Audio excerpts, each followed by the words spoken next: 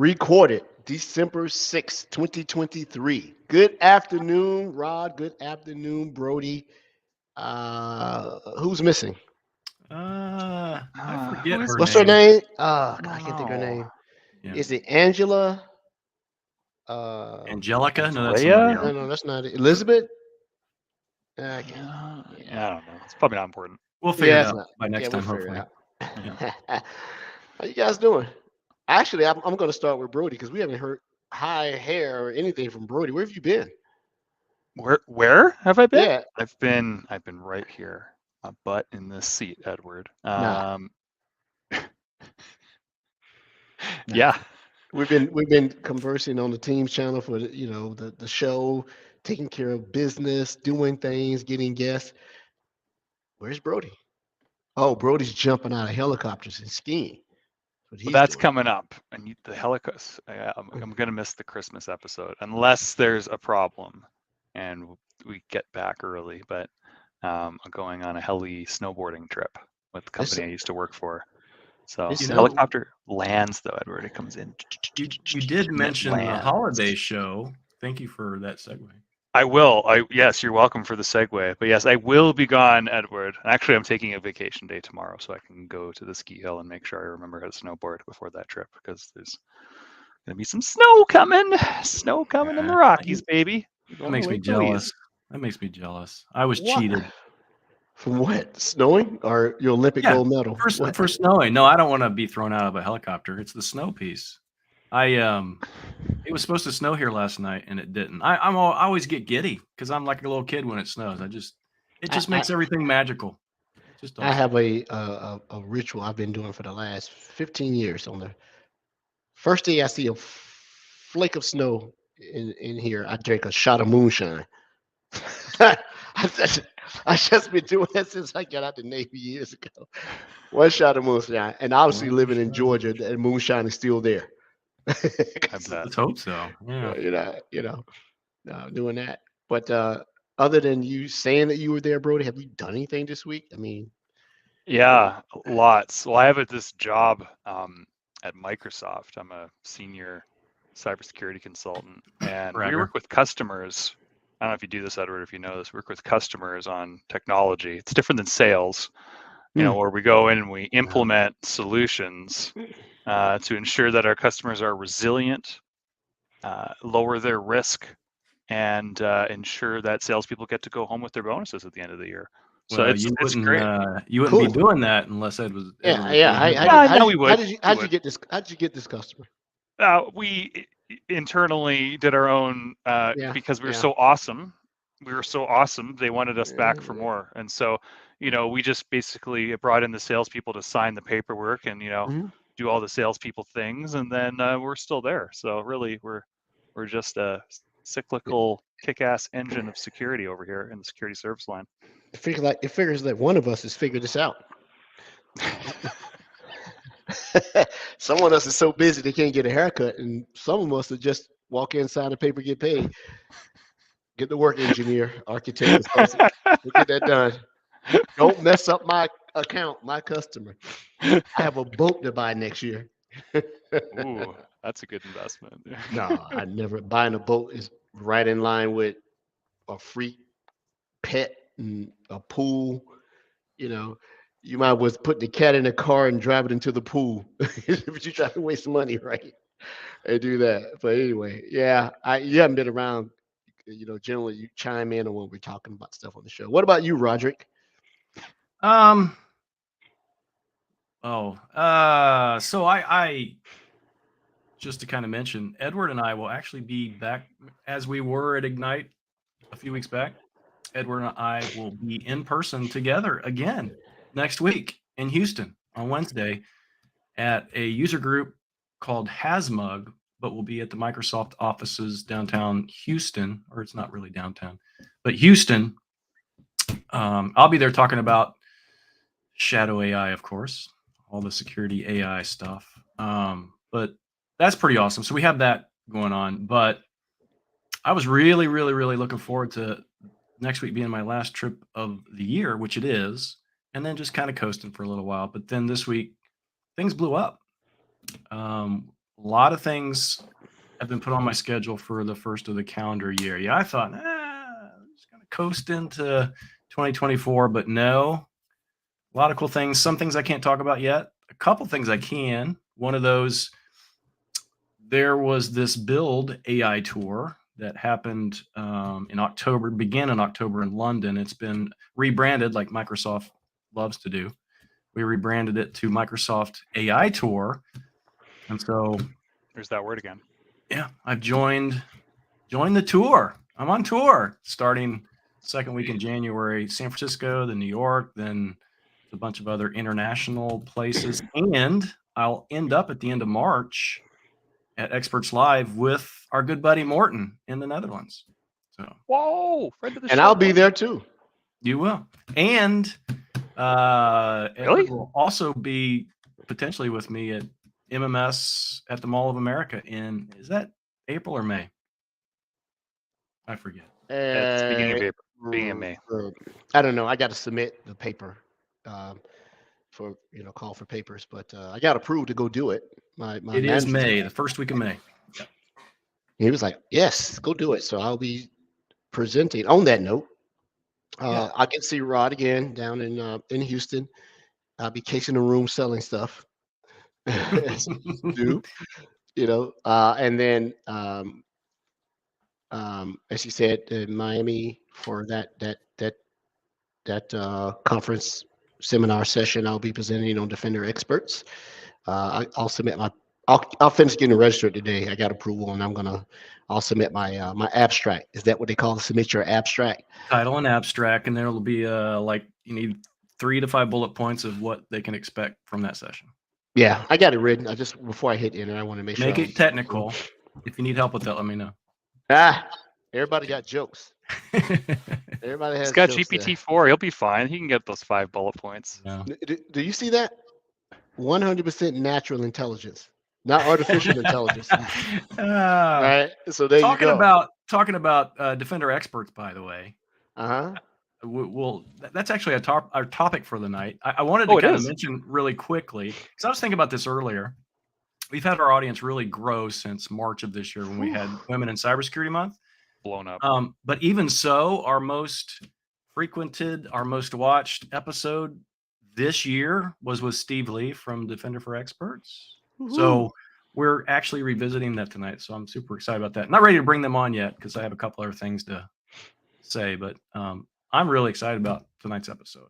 I almost, just to throw in a little anecdote, as we started the show and then we bring the host on camera, I almost brought in one of our guests instead because just in the screen here, our guest and Brody look very similar. I almost just brought him on. Don't do that to our guests. Don't do that to our guests.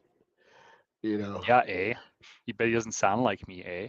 Hey, by the way, we have December 20th. Brody mentioned it. I want to interject just real quick before Edward finishes. December 20th is our holiday episode. Brody won't be here, but as everyone knows, we do have another Brody. Henrik will be here. And guess what? This is huge. We have, 20 guests, Edward. Is that how many people we've invited or something like that? 20 guests from the last year. All of our popular guests from the past year. And Noodle. Who runs our Discord servers. Noodle is going to be on camera as a guest with us for our holiday episode. Oh, yeah. This is going to be good. It's going to be good. So, yeah, we what else I've done this week? Presentations, prepping for EBC here next week. Finish that up here in Atlanta, jump on a plane, fly to Houston, do my thing, jump back on the plane, fly to DC, do more work, then fly back home. I thought you were going to San Diego or something. Yeah, that didn't work out. I was heading out to San Diego to spend some time with Matt Sosman, face to face. He's out there, so still in the air. I'm booking a ticket as we get off the phone. So I think Matt and I just talk over Teams. Big shout out to you, Matt. Talked to him last week, one of these weeks, and he's doing big things with Partner Masters. Big shout out to the Partner Masters. If you're a partner listening to this show and you need to be a master, go to Partner Masters. They do the thing. The name speaks for itself. Okay, hold on. So you're probably getting rewards based on your sales performance at Microsoft. Now you're getting referral bonuses from Matt Sosman. What's Oh going my on here? How do I God. get in on this? It's called it's the MSI show for a reason. MSI stand for multiple streams of income. There you go. You got to do it, man. But hey, those that know, this year, fiscal year being what Microsoft does, I end up changing roles. Um, Essentially transitioning from being a global black belt for Sentinel and Defender 365 to Defender experts. Uh, Quite a learning experience for me. You sort of know about these things, but until you do the thing, you don't know the thing. Now that I do the thing, I am the thing, and I know the thing. But there are experts behind the thing. So I got to talk to the illustrious. Well, I'll let him introduce himself, Mr. Brian Hooper, and uh, and his colleague Phoebe Rogers.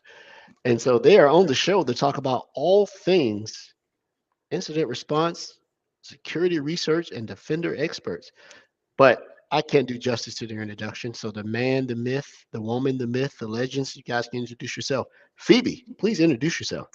Oh, all right. Well, hi everyone. I'm Phoebe Rogers. I'm a senior security analyst on the Defender Experts for XDR team, Oh, wow.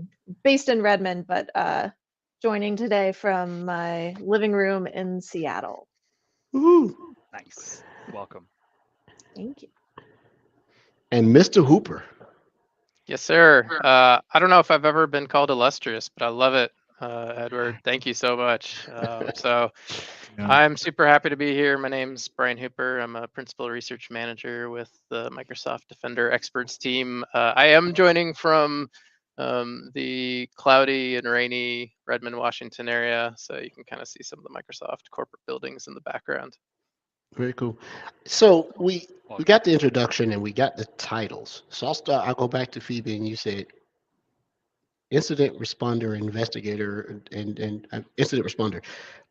In what regard? I know that the show titles all things in the life of a SOC analyst or incident responder and defender for experts. But can you give some context around that? Or the real easy question is, what do you do? That's the hard question. So my team is Defender Experts for XDR, XDR standing in this case for Extended Detection and Response. So the short answer of what I do is SOC augmentation, sort of like an MSSP, but we don't do the entire SOC work for customers. We work with them investigating their incidents, but also doing proactive threat hunting and guiding their overall proactive security improvement journey. So we do a lot of different things. Unfortunately, not the easiest to explain, but SOC augmentation is the closest. Okay. And I'll give that same question to Brian. Principal research manager. Is that like you go out and find the best principals in all the schools and you rate them? What is that? Man, I don't know. I kind of want to do that now. That sounds pretty cool. Yeah. No, so my days are all over the place, Edward. Sometimes it's trying to direct some really cool research into the gnarliest threats you see and hear about in the news, and a whole bunch of them that you don't ever see and hear about in the news. That's always fun. Sometimes my day is trying to figure out how to get Phoebe and her team better capabilities so that they can do their job easier, better, faster, which means the customer gets an even better service from us. Sometimes it's thinking about ways to expand our services. So Defender Experts is really a suite of managed security services that Microsoft offers. Today, we can help customers with Microsoft Defender for Endpoint. We can help customers with even more of the Defender Star products: Defender for Office, Defender for Cloud Apps, Defender for Identity. We can help customers who want hunting assistance. We can do hunting for customers, and we can help customers do even more.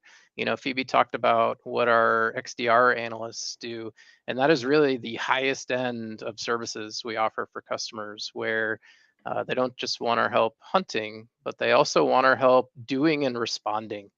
And this is a pretty significant need that a lot of our customers have. But then some days I think about where we go beyond that. What's next? What else do customers want help doing?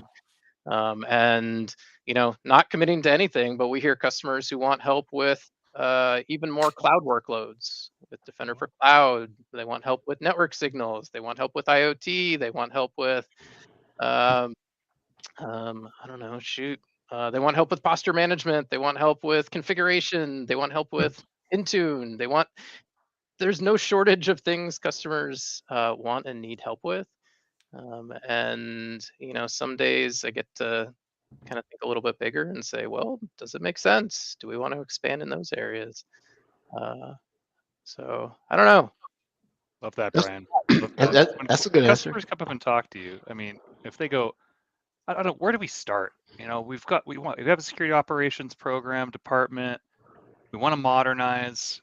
I feel like we're boiling the ocean trying to plan for this thing. Where do you like organizations to start their journey to a good security operations modernization journey? Dang, that's a big question. Yeah, I know. I read some good answers in a book. I want to see what your answers are. So the first thing that I usually want to try to emphasize with customers is our services right now.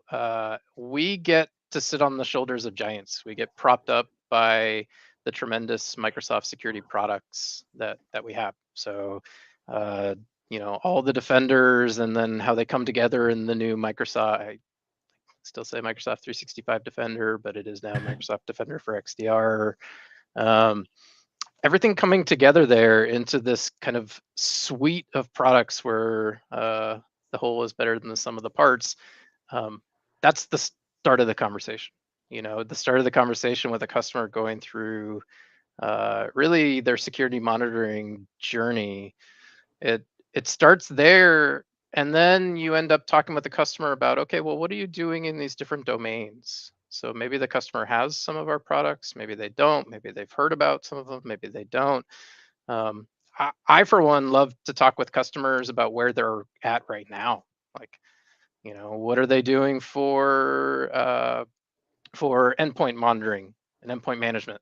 What does their endpoint agent situation look like? What are they doing for cloud providers? What's their email situation look like? Have they heard about these things called identity threats? Based on those answers, you really start getting a good feeling for the customers, kind of where they're at in the journey, where they're at on the maturity model, which is super important for us, because then we can have better informed conversations about where managed services make sense. Not every customer needs them. Not every customer wants them. Not every customer is ready for them. But hopefully by the end of the conversation, they at least understand what they are and why they might consider them. That's kind of the first set of conversations. Also, full disclosure, I'm not Edward. I'm not a salesperson. I'm not there to push dollars and cents. I like Plus that. points to Brian. I know. Yeah. Brian speaking from the heart. We know Brian. We know you're speaking from the heart. First blood goes to Mr. Hooper. All right. All right, and that's Great fine. answer. So Brian, start down that path, right? I'm just curious, do you have customers that approach you thinking that, okay, Microsoft is just going to do this stuff for me, because they literally don't understand that maybe they can do some of that stuff themselves? I mean, there's every type of customer out there. I think there's customers that not only want services like ours to do some of the daily monitoring.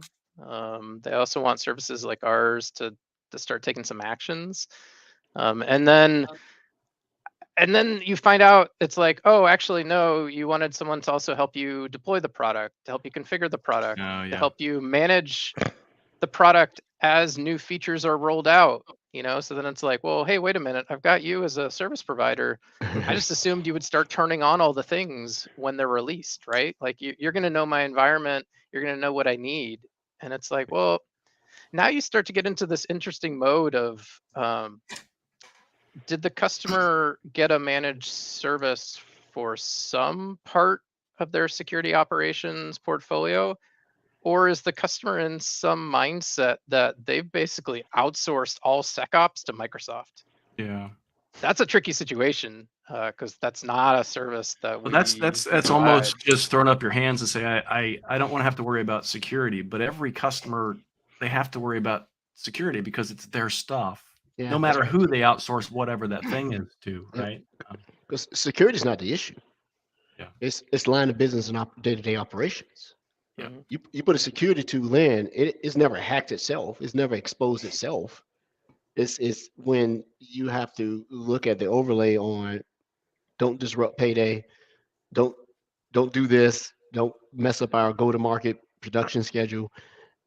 That's the hard part.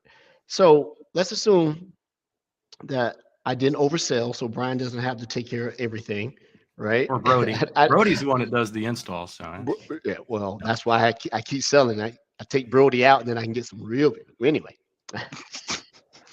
Brody and I are back scratcher brothers, right there. I got the back scratcher.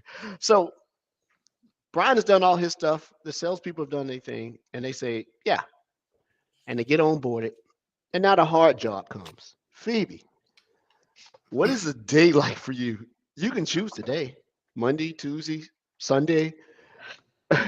What does it look like for you when you got to? Well, tell me what are you doing? Part of the title was "Day in the Life of an Incident Responder." Give me an atypical day. Well, I can tell you about today. Today's been a really busy one. First of all, like a general day, the bulk of the analyst time is spent watching our incident queue. So when an incident happens in a customer environment, it pops up in our queue and we go investigate it, determine if it's true positive or false positive, benign, and instruct the customer on what they need to do to remediate that issue. That's kind of the core of the service. So we're kind of constantly watching the queue to see if anything new needs investigating. But outside of that, everyone's days are a little bit different. I do a lot of threat hunting as well through my customer environments, and I also spend a lot of time building dashboards in Azure Data Explorer, kind of raising up new potential bad activity. And I also, from a personal perspective, I help manage our kind of automation engine that manages our cases. Mhm. So today I had 2 customer calls. So we meet with our customers on a regular basis, maybe biweekly to monthly, reviewing everything that's been going on with them over that period of time, raising up any new issues that need to be addressed, and making recommendations on proactive security improvements. So there's time that goes into prepping for those calls, as well as the constant day-to-day of evaluating the customers, seeing what needs fixing, what are problems, what are potential problems. So again, today I had 2 different customer calls, which is a busy day for me. And the rest of that time has been spent either in the queue or building out more tooling and more documentation for some of the other side projects that I work on. Phoebe, what Cool. is your favorite query language in the entire world? He stole my question. He stole my Oh, question. what an easy question to answer. Of course, Right. it's Kusto. Oh, very Kusto, nice. my love. I heard all the references to creating dashboards and doing some thread hunting, and I thought, that person Yes. must know KQL. So. We live in Kusto. So yes. Mhm. Yeah. There's 2 types of analysts, right?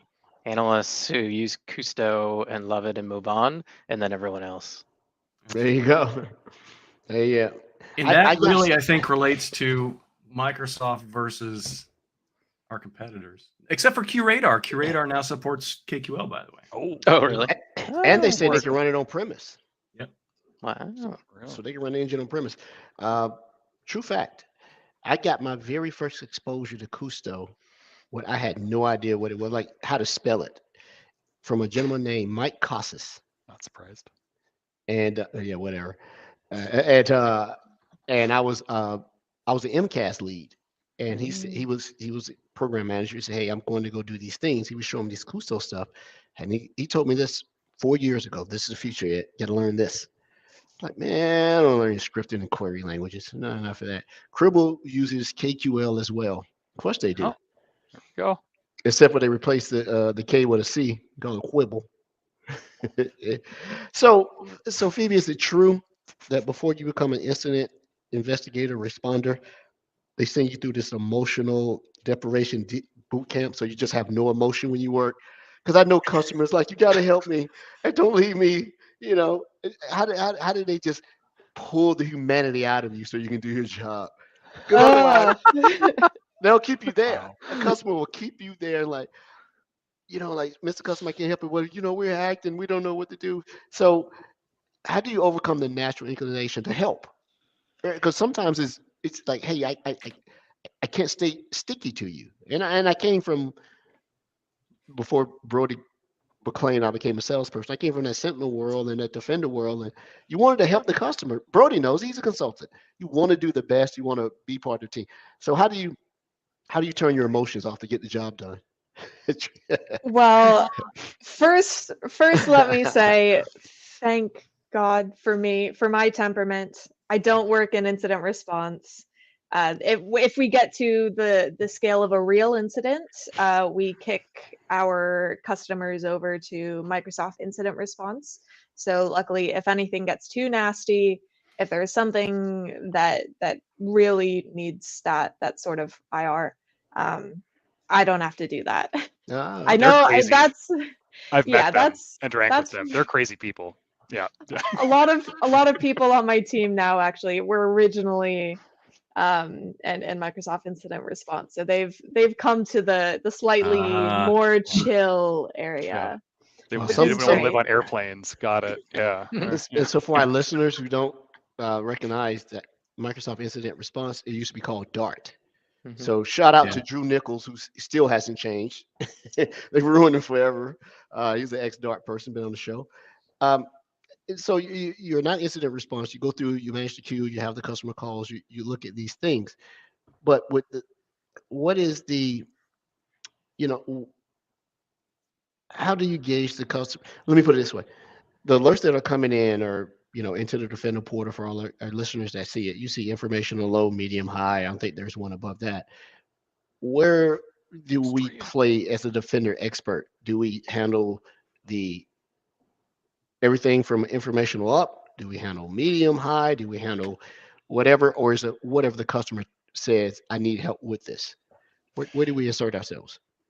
It's a little bit fuzzy sometimes. So overall, we will investigate medium and high severity incidents. So that would include, any incident with at least one medium or high severity alert. That's kind of the short answer. That's our scope. But we have also done a lot of work since we launched back. Well, we went GA over the summer, but we've been in public preview since last December. Mm-hmm. And over that time, we've been evaluating the different types of alerts that are impactful for our customers. And we've also started adding some new alerts to our scope that are or might be lower informational severity, but we still find that they could be, truly actionable alerts. You might have a malware alert that's uh, informational. X malware was prevented. But depending on the source of that malware, that could still be really impactful and something that we Sure. do need to know about. So it's a little bit fuzzy. We try to investigate all impactful, actionable alerts and incidents. Okay. Great Yeah, answer. and Edward, I would add, that was very intentional when we launched. We said, hey, let's look at the landscape. Let's look at what customers are being attacked by. Let's look at what customers truly need help dealing with, and then let's make sure we nail that out of the gate, knowing that our safety blanket for our customers and our safety blanket for ourselves is our hunting.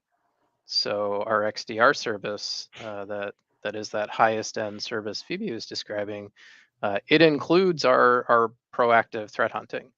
And if you imagine, what are the things that customers are dealing with? Well, they're dealing with noisy attacks on the one side that are pretty well known. Our products are able to apply the appropriate severity to them, so medium and high stuff. Um, that's the low-hanging fruit stuff, to be honest. There's other attacks that don't fit into that mode, but the way that we make sure our service understands those and captures those and helps our customers do something about them. Really, for the lower severity stuff, it touches on our hunting service, and so our hunting service is by design trying to find those needle in the haystack types of attacks that are going to evade things, including our own products. They may trigger because they're trying to blend in. They may trigger pretty low severity behavioral stuff off our products. But we, by design, bundled all these things together with our XDR service so that hunting almost compensates for the specific product alerts that we're going after that Phoebe was describing. One of the things I've noticed, and you know, Rod and I've been doing this a long time, and Brian, I'll make an assumption you have. Phoebe, I don't know how long. Um, the terminology, the moniker, the marketing, whatever it evolves into around hunting, something that seemed to have manifested within the last 5 to 7 years, right? Because that seemed to be very exclusive to companies using red teams. So it wasn't hunting, it was pen testing, Mm. right? And now proactive hunting seems to be, on the responsibility of the entity that's trying to protect itself, trying to know what you know before you know.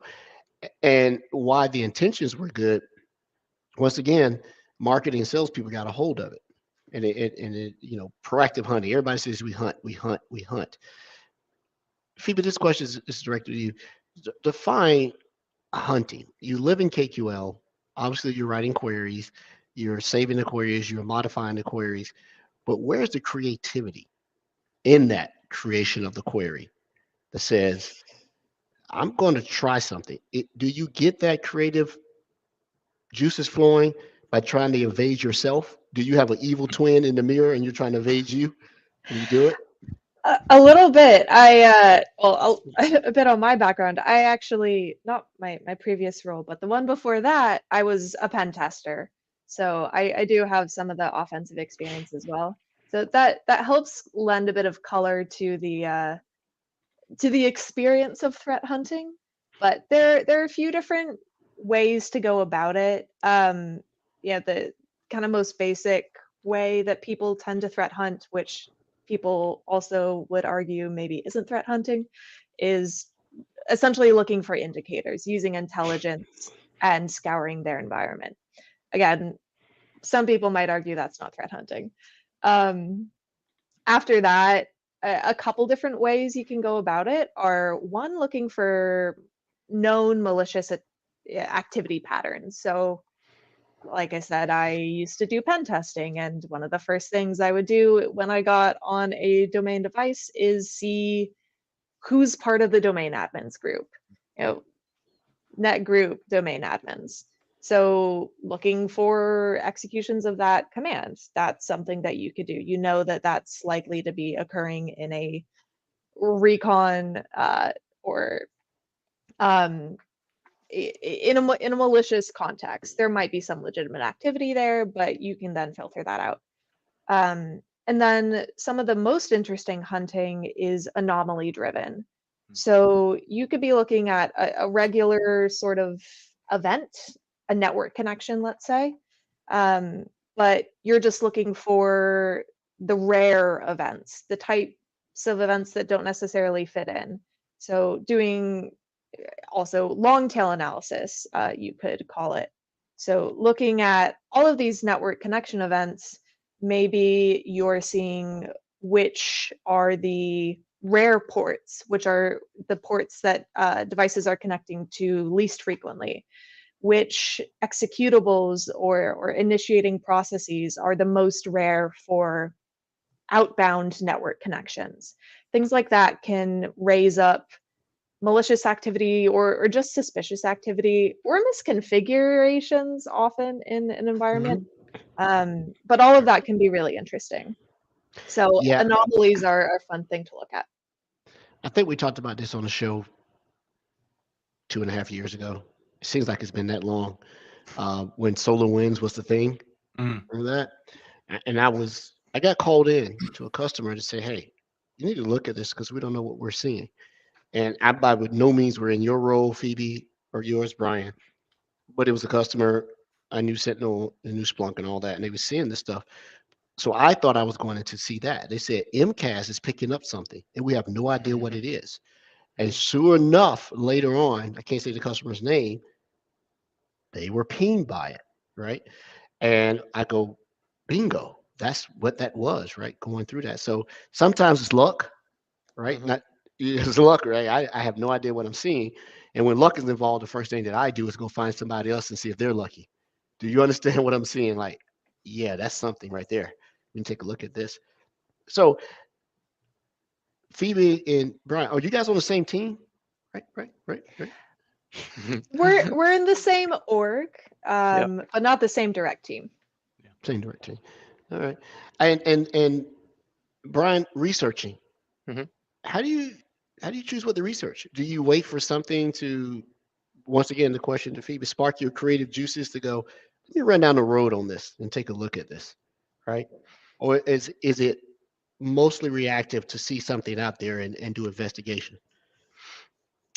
That's a great question. I would say there's a lot of different aspects of research. As I mentioned a little bit earlier, there's the threat research we do, but then there's also the non-threat research we do in service operations and how do we make sure we have most efficient analysts we possibly can? How do we make sure we have happy analysts? How do we make sure we have tooling that excites them? How do we get them more KQL because we assume they want KQL all the time?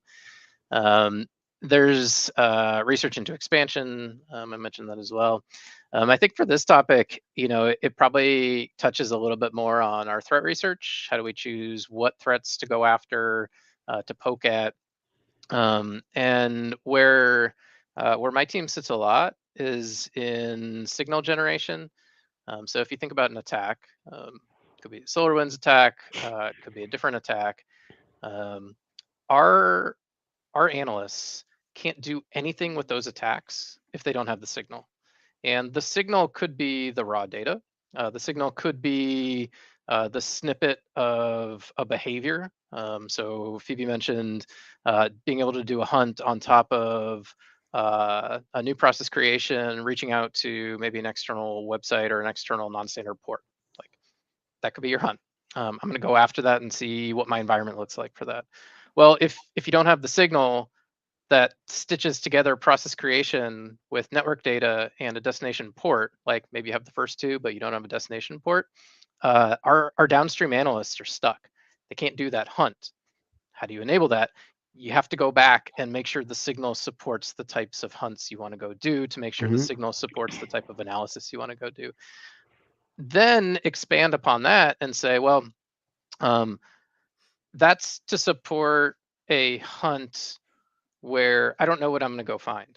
You also have lots of types of hunts where you know what the attack may look like, but you don't necessarily know what that attack might look like from the perspective of our sensors. And a lot of signal generation work isn't as much about let me go imagine the next way that attackers could attack our systems. One of the greatest advantages we have inside Microsoft and Microsoft security is, by nature of so many customers around the planet using our security products and services, we get amazing signal. Like, you hear about it Mhm. on the marketing side all the time. How many trillions of signals do we have? I know we've all probably heard that statement many What comes after times. trillions? I honestly, like, I don't know. We're gonna find out because it's The gonna. number just keeps going up. Yeah. By the way, like, why is KQL so awesome? KQL is so awesome because not just the language itself, but the platform, the Cousteau platform that supports this great language, is kind of the awesome sauce. It's like, we as analysts get to write pretty natural-ish sounding statements, queries that perform like lightning compared to things in the past. So it's like, the query languages in the past weren't always the problem. It was the platform that you were writing it on top of, and the fact that you were constantly having to worry about ingesting data, normalizing data, and then it was never performant, and your query took forever and then it timed out. It's like, why is KQL so awesome? Well, yeah, I get to write a query in a cool language, but my query works and it is super lightning fast, and I get to slice and dice those trillions of signals. That, like, to the analyst, that's why trillions of signals is cool. It's like, I get to slice and dice that stuff. And so, Mhm. to go back to the signal generation, what that means for us is a lot of these attacks are not esoteric, in theory, attacks that I have to go imagine how they're going to play out. I get to go sift through trillions of signals to find them through the lens of our sensors, through the lens of the products and services that our customers use, to see in the wild examples. And when Mhm. you're a security researcher, seeing the attack in the wild is gold. That's what you want. That's what you always want. Otherwise, you're making it up, you're simulating it, or you're trying to reproduce it. Yeah. All of which are not as good. As a researcher, you want those in the wild examples. Well, and And so, you also want the data, right? Because I know gotta have it. when I go look for something. So I've been working on trying to produce signals for AI for the past year. Yeah. You actually have to have the data. If you don't have the data, you can't. Right. So You it's can't do important. anything. Yeah, it all starts with the data. And so then it's like, you start with the data. You then look at the data through the lens of something you're looking for. So we have the data, we have our product lens that sits on top of that, and then we have the scenario that we start with. And the scenario could be, let me go look for signs of a SolarWinds attack. The scenario more recently could be, let me go look for signs of, CVE vulnerability 1, 2, 3, 4. You start with this notion of, I'm going to go try to find these in the wild examples of attacks, of exploits, of this type of actor group, of whatever it is you're starting with, to see what kind of signal is there. And then once you verify signal is there, then you get to do interesting things like, um, do our analysts know how to surface this signal in a meaningful way? When it is surfaced, is it obvious what it is? Nothing is worse than knowing something is, I don't know, exploitation of a CVE, and then the description of the alert says suspicious PowerShell. It's like, that's not great. In that case, the data was there, the layer on top of it was there was some signal that was there, but that is not the best thing you can do for an analyst. The best thing you can do for an analyst is say, successful exploitation attempt against CVE 2023 1, 2, 3, 4. And so where our threat researchers live is that upstream signal generation work to make Phoebe's life amazing. So Yeah, I get cool. to ask Phoebe periodically, was your life amazing today? Did we do You our could- job? And you can think And Brian. and So and, it's and they 65 trillion signals, by the way. We talked about it Ignite. 65 However, I trillion. looked back in February, we also said 65 trillion signals. So apparently it's just so many that we stopped counting. yeah, that's a good thing. One thing I like about the whole way you describe that is that I understand the words you're saying, but the way my career evolved, I see it a different way. Mm. I came up through networking. right? Mhm. And when people ask me, how do you get into cyber? I say it's two things. Let's not make it super complicated. If we want to go into compliance, that's process, right? But if you want to get into threat intelligence, threat detection, vulnerability, that's two things: code or network. And just my personal appearance, I don't have the attention span to code. So networking was the way I came up. And when I did that, I took on things like protocol analysis. So network general, sniffer, all of these things, and I would capture the data and just look.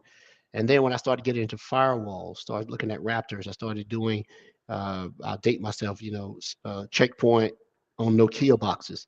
I started doing Cisco picks. I started going through Yeah. all of these things. And so and the reason I did it had no security context. It was trying to get people to stop blaming each other. The network says that the application is slowing it down, and someone else is saying it's slowing it down. So you got to come in and be the arbitrator and go, no, we got a faulty port here. This thing is flapping all over the place. And then when I finally got into security, part of my pen testing was the network aspect of it. Because when I got in, the first thing I would do if I got enabled, I'm going to span the port. Mhm. Yeah, I want to span the port. I want to see what's going on. And Brody, I still can because I did it today. And yes, you are younger than me, right? By a little bit. And By a little and bit. and and Kathy said it's DNS. Yeah, DNS was a thing. It's more resilient now. You got DNS sec.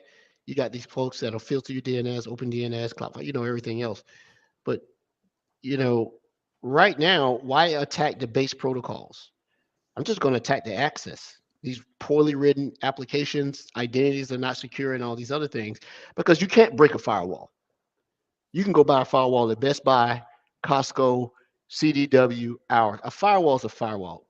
It's just a packet inspector and a traffic cop, right? So why try to break that? I'm just going to go on the protocols and ports you let me come in on anyway, right? And I ride am through. also lazy. Yes. They log in. Don't break in. Right, Edward? Yes. Yeah. Yes. There you go. I've heard this before. Marketing. Yeah. Mhm. So for Huh. those who don't know, Rod and I started our own APT. We're still Team Six. So if you see us coming, right, you're already in trouble. Phoebe, I'm uh, curious. How much do you leverage? Oh, my camera just went total drunk mode. Phoebe, how much do you leverage the Microsoft Threat Intelligence platform in your Oh, day-to-day good. work, Yeah. right? Because I'm working with customers and we're telling them align your strategy to tactics, threats, tactics, and procedures against your specific industry. So I'm wondering how you utilize that in your day-to-day and how you talk to customers about threat intelligence.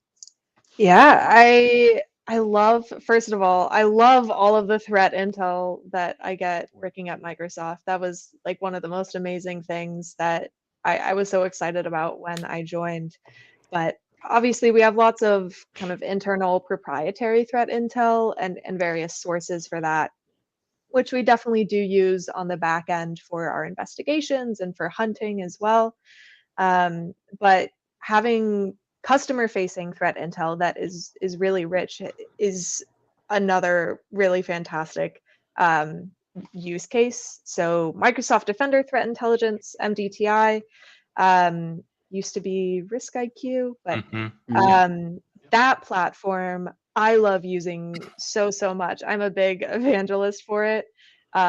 Even though we do have all of this additional proprietary threat intel, it's such a useful way to kind of follow trails through. If you want to look at your threats, your risks from a threats specific perspective, you can go look at Octo Tempest or Aqua Blizzard and go see what are all their TTPs. How do I then need to apply that to my environment? Where are all their indicators? So from a proactive perspective, it's a really great kind of comprehensive way to see threat intelligence, but it's also super helpful for investigations. So from a personal perspective, but also interacting with customers. I see there's this IP address logging into X account, and I can go get all of this information on that IP. And because I'm looking at Microsoft Defender Threat Intelligence, I know that I can also share all of that with the customer. So it makes my life a lot easier just having that sort of tool that I know is customer facing. I can share all of this. I don't have to reproduce it myself. Um, I threat intel is something that at least the customers that I currently work with, I think, um, aren't as focused on. Mhm. So Yeah. there are Mhm. there are certainly lots of organizations that are really threat focused, but at least at the current time, that's not something that my customers bring up a lot. It's something that I care a lot about, but they're maybe not quite as invested at this point. And you Well, want them let to me. be, it sounds like. So let's get the word out. Every customer that's listening now, go take a look at that. It's important. Well, Align your security program to your industry. Listen to Phoebe. She's got some yeah, info. and It's that's a great segue into. I love MDTI. A lot of people that are kind of paying attention know that that's going to be a free resource for Security Copilot. Now, I'm listening to both Brian and Phoebe talk about the things that they do, the things that they deliver to customers, creating KQL queries for them, looking up the threat intel. In that, it sounds like you both would benefit from using Security Copilot based on the promise of what Mhm. it's supposed to bring, right?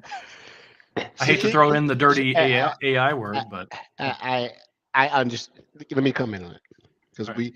when this first started, and Yes, when I Vasu was on the show earlier this year, and I would call it the shiny new thing, the shiny new, or the new shiny. We're crowning something that I think the strength of having humans behind something is the things that are not reproducible in artificial intelligence: emotion, worry, anxiety, the sense of help, the sense of wanting to help, good jokes. and good jokes. And And, not and, having and to learn KQL, right? I don't have to take Rod's course. I've taken rock course. I have a cup to prove it. I'm just kidding. I'm just kidding. And so I what did I say on the show? If it quacks like a duck, walks like a duck, swims like a duck, craps like a duck, it's probably not a duck. Why is this duck going out of this way to prove it's act like a duck? Right? Why is the duck going around going flat? Right? And you overplaying that. Sponsored. So wait, sponsored once again. Me, Dion, and Coach Saban, right, to do that. Edward, you gotta be excited for Security Copilot, though. I mean, it looks super cool in all the demos, right? Like Phoebe and Brian. What do you like? I They're in. They're on board. am a Defender Experts GBB. I will take the organic over the artificial any Yeah, that's day fair. for right That's now. fair. For right now, right? Hmm. Well, Phoebe, I'm gonna ask you another question so we can liven this show up a little bit. Oh, no. You know, thanks for your history background, being an ex-pen tester and everything. How do you get the creative juices going? Because one thing I want to know is, and the reason I'm asking these direct questions to you is for a couple of reasons. This show is an advocate and an ally. We always want to understand how to get more women or the underrepresented people into this field. Always, if you listen to all of our shows, that's what we do. What advice would you give? Because I got a brief understanding of how you sort of got to this position, but we didn't really go delve into it. And we'd love to have you on the show when we feature such things. What piece of advice, or how did you get here? That's the question. Yeah. Well, I can definitely answer that. The general case, it's I mean, getting into security, everyone has their own path because there aren't very many direct paths into security. Um, I graduated from college in 2019, so I'm still relatively early in career. And I did not go to a school that had a security program. They had one infosec course. That was it. And it's my senior year when I knew I had a job in security lined up. Anyway, I was thinking maybe I should take this infosec course. And all of my friends that had taken it said, no, it's so terrible. Do not take it. So I didn't, the one thing that I could have done that would have set me up was not good. Um, I kind of fell into security through I guess networking. My internships when I was in college, my very first one, I was in IT, and I just really got along with the CISO of the company. And Oh, so you the mean next, social? You mean social networking, not networking. correct, yes, not computer networking. Okay. So yes, Okay. Aw, socially Edward's like, networking. Yeah, I was gonna say you're Edward's Networking friend came much until. later, Yeah, that's good. but Networking is very important. Social networking, Edward. Try it. Try it. It's good. Dude, It's I good. am the most socialist person you want to know. I'm a socialist.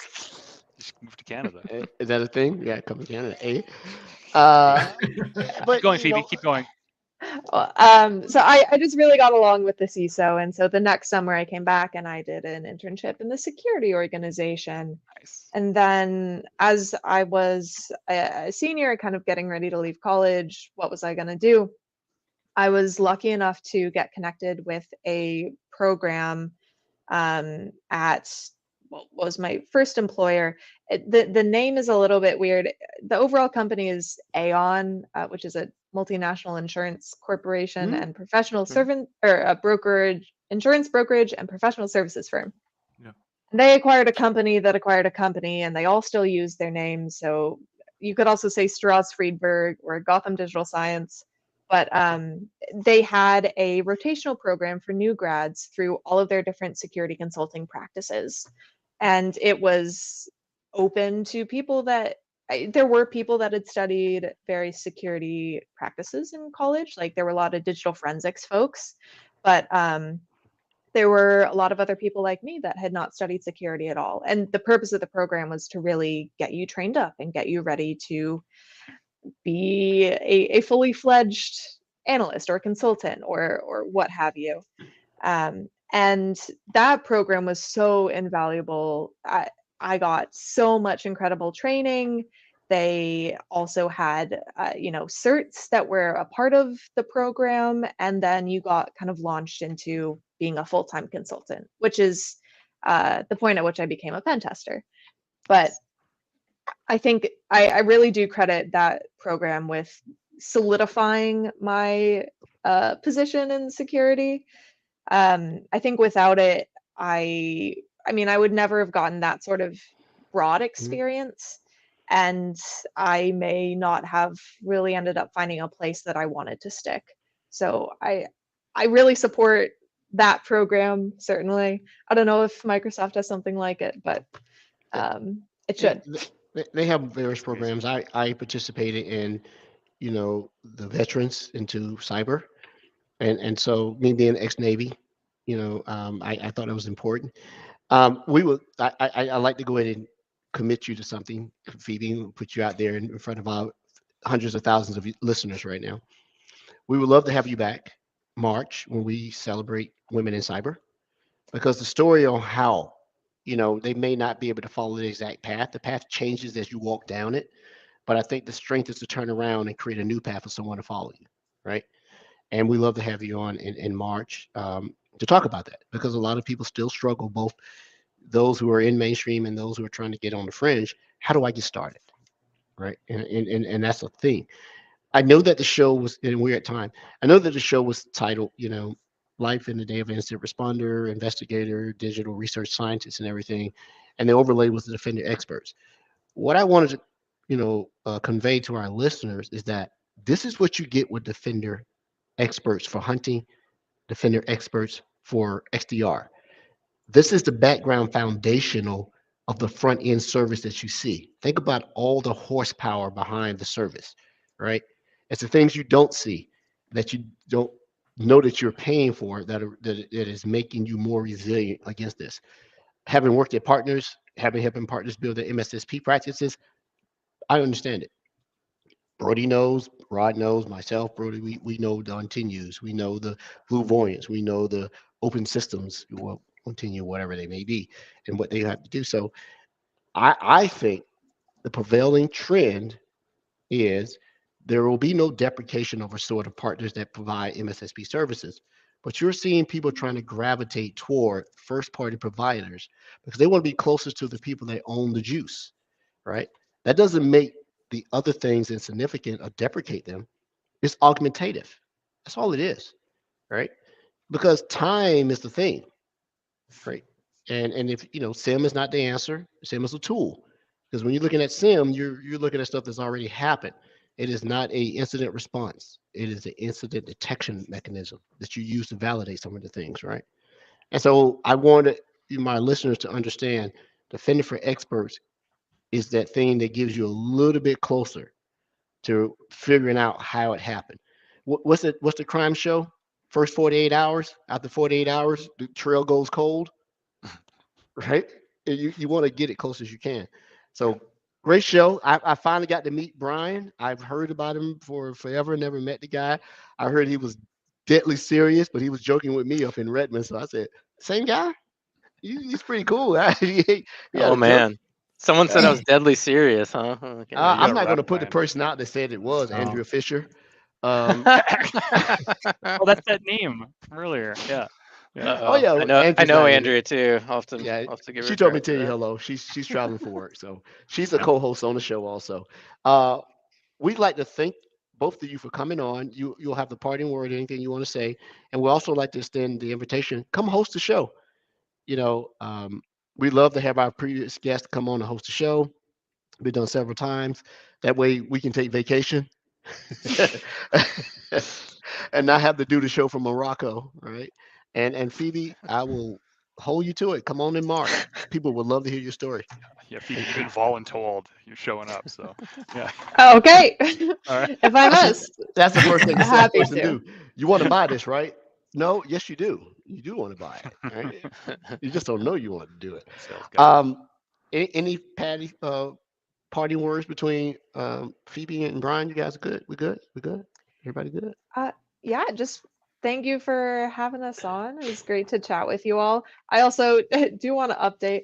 I was just searching for the rotational program, which I participated in, the Cyber Associate program at Aon, and apparently it's no longer around. Did they revoke your Unfortunate. certificate as well? No, that Oh, was good. Okay. GIAC. They can't take that away from me. All right. It's on the wall. You see somebody in the background come in and just pull it off the wall and walk out. Right. Yeah, I do that. So, to our listeners, thanks so much. We're in the dog days of holidays. Once Thanksgiving hits, everything sort of goes downhill, right? People start folding off. Next week, really good show. We're going to talk more KQL with some threat hunting, right? Is it More KQL. More KQL. And then we're going to go into holiday routine with our Christmas show. We're going to have prior guests. It's going to be fun. No topics. Bring your eggnog, bring your beer. And we're going to have Santa Claus visit us. Real Really? Santa. Oh, yeah. Santa's We haven't coming on the talked show. about this yet, so don't. Yeah. I won't put it out there yet. Right? And then we're going to take a little break and we'll come back the first of the year. Please listen to the show. We encourage all our guests. You have other choices, but we chose it. We appreciate you chose our show. We have fun here, right? And we do that. Until next week. Thanks, everyone. Thank you, everyone. Thank you. Get your Thank you back so much. scratching.